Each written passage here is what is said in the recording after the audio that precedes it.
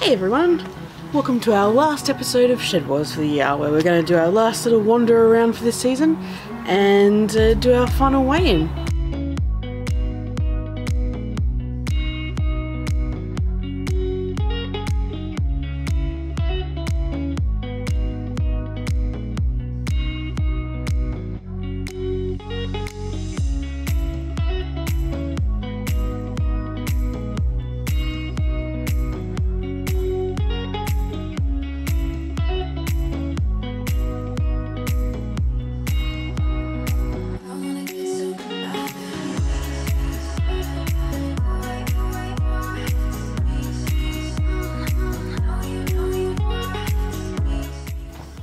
So, for our final weigh-in of our 2021 Shedwars season, we've come in at just over 7.5 kilos total for the season. So, obviously, compared to some of the other channels who have been able to do hundreds of kilos, it's not a bit of a drop in the ocean. But for us, we're really stoked with this because obviously we're working with a smaller space. And we just don't know what we can achieve, and this is our first time really giving a crack at growing a lot of vegetables and fruit off our balcony space. So I still maintain that we probably grew at least another 5 kilo there that Betty took away just for her breakfasts all the time. She went through the rainbow chard and a whole bunch of herbs, tomatoes, without ever weighing them because she was just more keen on eating them than weighing them, which is fair enough, but we missed out on adding it to our totals. So next year I'll have to be a little bit more onto it with weighing what she steals out of the garden. So some of our big wins for this year were our potatoes that we grew in the bag, our mini watermelons that just went off tap. We were so stoked with those. Basil is always a super win for us. This is I think our second or third year at trying to grow basil, and it's just always going bonkers. I don't think it needs any assistance from us at all. The other thing that's lasted a few seasons now has been the rainbow chard, or the Swiss chard, and they just keep on keeping on. It's something that we really don't have to give much attention to, and they just kick ass all the time. So highly recommend those types of veggies for anyone who just hasn't got the greenest thumb in the world and is just giving stuff a try. You'll feel like a real winner of a gardener giving those a crack. Some of the veggies we tried growing this year and weren't very successful at were the cucumbers. They flowered for us, but they just kind of went into a funny shape and they never really grew the way they should, so we didn't end up eating them. Another one is carrots, which I think we're just not giving them deep enough ground to grow in, and they always are a little bit subdued. They're still in the garden at the moment, so we might pull them out soon and that we might be pleasantly surprised, but the last time I had a little peek under the ground, wasn't much going on there.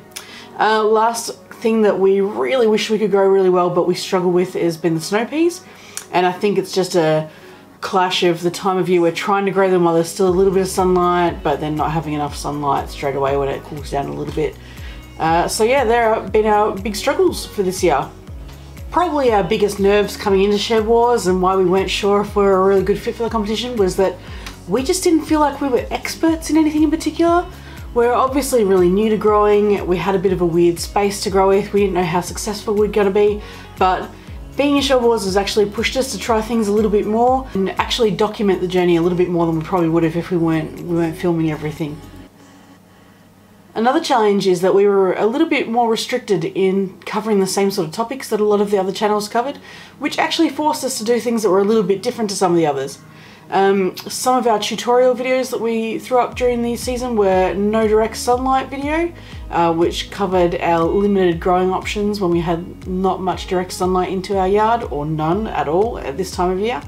It also explained a little bit about how the sun moves through the sky during the seasons and how the seasons play a role, not only in how much rain you get and how much hot days, but where the sun actually sits in the sky, which is new information for some people.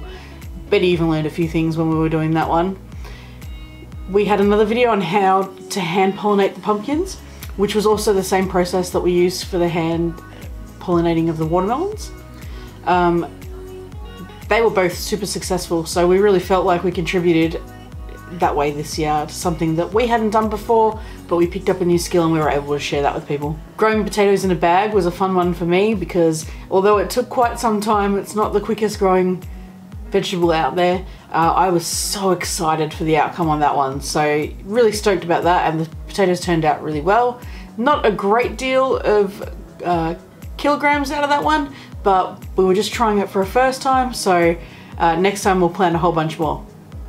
Lastly, which was probably our first tutorial type video, we actually did a video on blossom end rot, which was something we were struggling with in our own garden, and we had to find the answers to fix that going forward. And I feel like that we brought something to the table there that could probably help out some other people as well. Before we go, I just want to do a quick shout out to our other SHEDWARS21 Team Downunder teammates, as well as our opponents from the Homestead Oz crew. The team have been so supportive. In fact, apart from all of the growing that we did in this, our favourite part of this journey was actually meeting a whole bunch of other teams.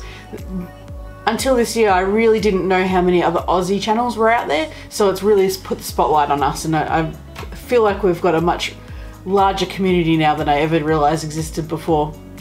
Good luck to all the teams competing in the Northern Hemisphere season that's just kicking off now, and we'll see you all next year.